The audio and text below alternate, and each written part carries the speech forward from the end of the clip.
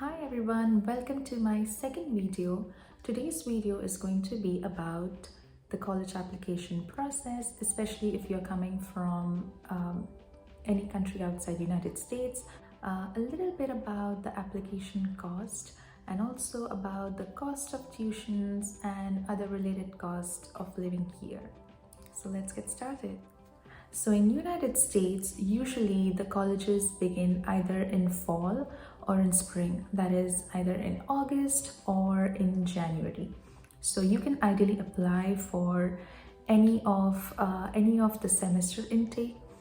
Most of the colleges, they accept in fall, in August, so it really depends from college to college.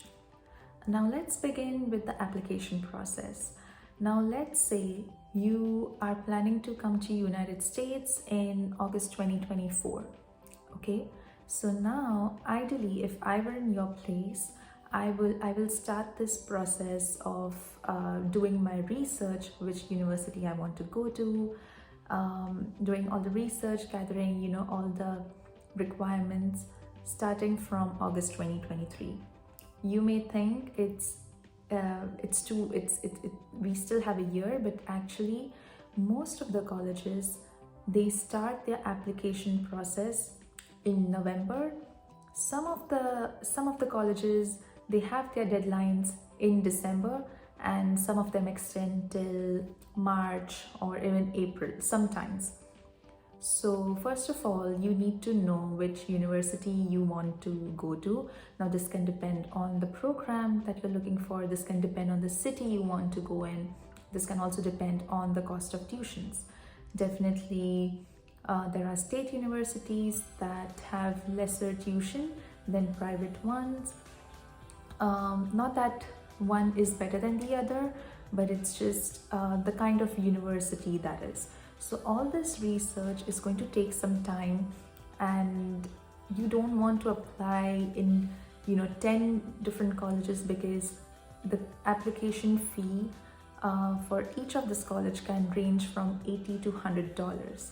So you want to be smart, you want to know why you're applying in this university, so you need to do this research beforehand. Then we go into what kind of university should you apply in. I would say never underestimate yourself. Always try to overachieve. So what I mean to say is, now let's say you can only apply in 4 universities, and because each university application cost maybe something around $80, sometime even $120. It really depends. So let's say you have a budget, you can only apply for 4 universities. Number 1 university should be that college where you're not sure if you'll get into. It's a good college, it has a high ranking, it's your dream university, but you're not sure. Maybe you had a lower GPA, maybe you just think you cannot get in. So that should be your dream university. The 2 colleges should be a little above average, where you're like 70% sure, 50 to 70% sure of getting in. And 1 college should always be your safety net. Like, it should be a college where you know that you will get into 100% no matter what. So plan on this basis. You can apply in 5 colleges, you can apply in 7, but you can only be admitted to 1. So think about all these things prior. You don't want to waste money on applying in 10 different colleges, because in the end you will only be accepted. You will be accepted in maybe all 10, but you will only be admitted in 1. So do this research beforehand. I would suggest start this sometime 1 year before, literally, because you will be busy with jobs, you'll be busy with school. You won't have full day to do this. So start a year before that you've chosen which colleges you want to go into. Now the work begins. What you will do is go into the application portal. You don't need to apply right away. Go into their application portal and see what all requirements you need. My first suggestion would be to get the recommendation letters. What I mean is, each of this university, they have a requirement of getting at least 2 to 3 recommendation letters. These can be from your prior work experience. This can be from your college professors in your undergrad. And it's better to inform them beforehand that you are applying for masters and you will need a recommendation letter from them. And you know how they will be busy, and you don't want this to be last minute. So you just want to inform them, and sometimes they would ask you to create a framework. Sometimes they write it by themselves. So you need to talk to them, understand how are they going to give you a recommendation letter. And when you apply for the university, let's say you're sitting one day and you're applying for these universities, usually you have the portal sends a link to the email address of your professor or your boss, and then they get to upload the recommendation letter. So it's not like you will need to print out and you will have to upload it. So they will have to upload it directly on the link. So it's good to, keep them in loop and start this process sometime in August if you're starting your application in November. The next thing I would say is, since I'm an architecture student, I came here to do my urban design program. The way the college selects you as a candidate could be different from other engineering programs. So here a lot of weightage is given to portfolio. So a portfolio is basically a collection of all the work you did in your undergrad. I would suggest you to give 2 weeks time to design this portfolio. Don't overthink, because you are coming here for education. They know that you're a student. So I would suggest, don't put all these working drawings and CAD drawings.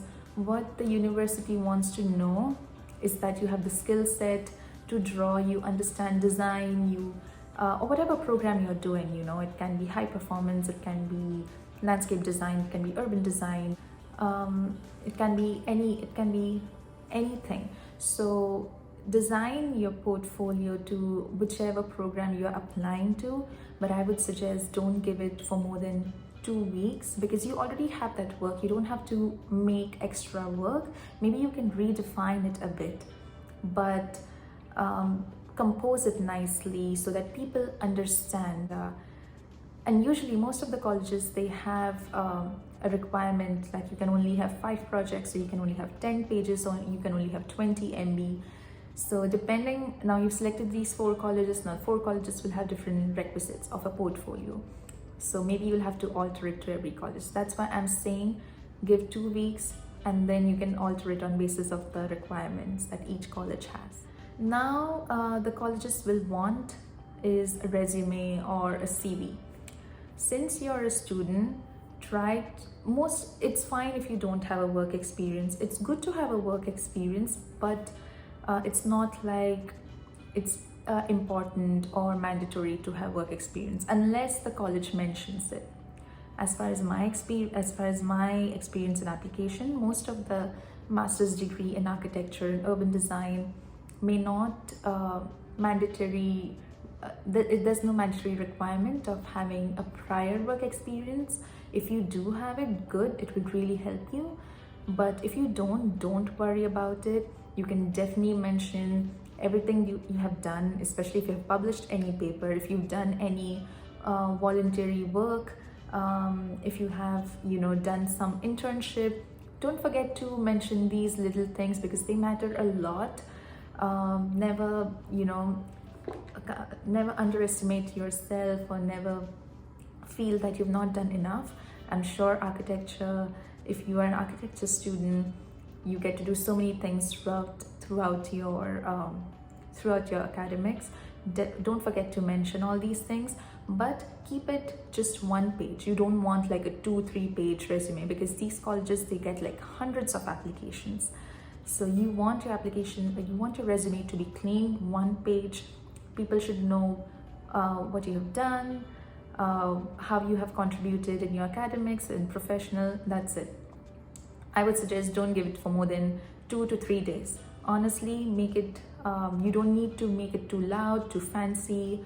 You see a lot of examples on Pinterest. You see a lot of examples on so many websites that have really good examples of how to design your resume. Keep it clean, minimal, whatever your style is, be authentic. The point is for it to be clear.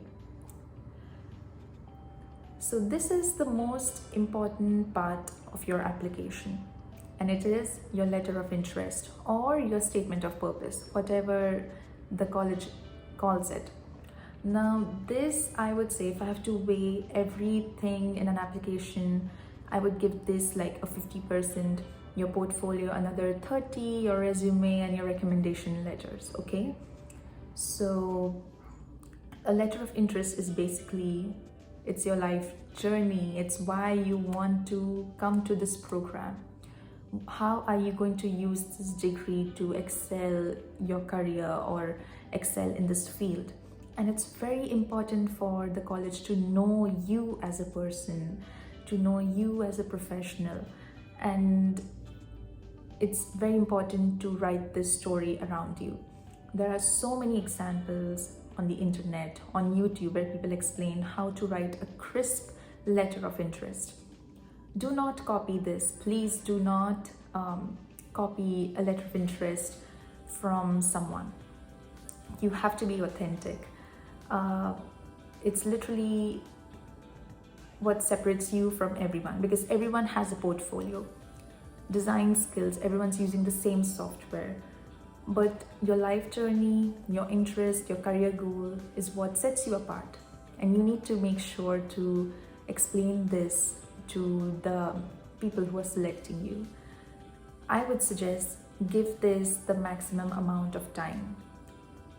Write a draft for 2 weeks. Give it to someone, your friend, your mentor, anyone to read it. Find out grammatical errors, spelling errors. If people think you are just going on and on about something unnecessary, edit it. I would say give this a good 1 month. And maybe you might have to alter it for different university if you're applying for different programs. So literally this is going to take some amount of your time, some amount of your energy, but it's totally worth it. So this is a very important part of your application. So please give it a lot of attention, and it can literally set you apart from the other candidates. So the final requirement is your GRE exam and your English IELTS exam. I'm not sure if colleges still accept GRE because it was waived when I came here because of COVID. So a lot of colleges had the GRE waiver, but I had to give the English IELTS exam. It is not at all difficult if you've been speaking basic English. Maybe you'll need some time, maybe a month to prepare if you're working, if you are studying. But honestly, I would say still pick a date, because you don't get the dates easily. Just pick a date, go online, register yourself, whatever. Pick a date and start studying from whenever you pick a date. Just start studying back, like count yourself how many days you have and start studying on basis of how much you need to know. I can't tell you how much English you know it for yourself. So just pick a date. But it's going to be easy. The application process, yes, it takes time to get used to it, but once just open the application of any college and get used to the requirements, and I'm sure you will do well and you will get into any college you want to. The final thing is the cost of application. Of course, I mentioned this before. Each application can cost from somewhere around $80 to $120 depending, and I understand that's a lot of money for most of the people.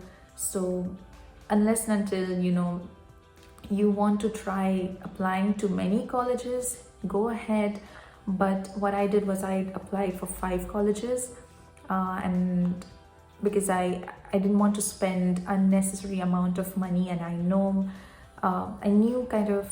kind of knew which colleges were good for me for my program, but I want to be. I did quite amount of research in that, so I didn't have to apply to 10 universities, because in the end you're just going to be admitted into one, even if you get acceptance from all of them. So do this research before you start with the application process. Okay. Finally, talking about there can be a whole another video about the cost of living and tuition cost, because it varies from university to university. But what I can tell you is a lot of state universities in the US, which are really good universities, have a lot of funding options, have comparatively less a fee than private colleges. And if cost is a big thing for you, I would suggest you can start looking at state universities which have higher ranking and give a lot of funding options, like you can be a graduate assistant, or you can have scholarships and all those options. So based on the cost, your cost of education can be something around, it can be ranging from $40,000 to sometimes even $80,000. And this was when I came here. I think now it can be a little bit more. You can definitely find good universities in the 40,000 range, in the 80,000 range. So if you're thinking that more money is equal to better college, could be, but there are really good universities who have a lot of funding opportunities and lesser tuition fee. Well, I hope this video helped you all to understand the basic framework of your application. There's so much to talk about it, but this video will definitely give you an overall perspective and help you start just thinking about it, about your application. Well, until then, I will see you next time. Take care, and wishing you the best. Bye-bye.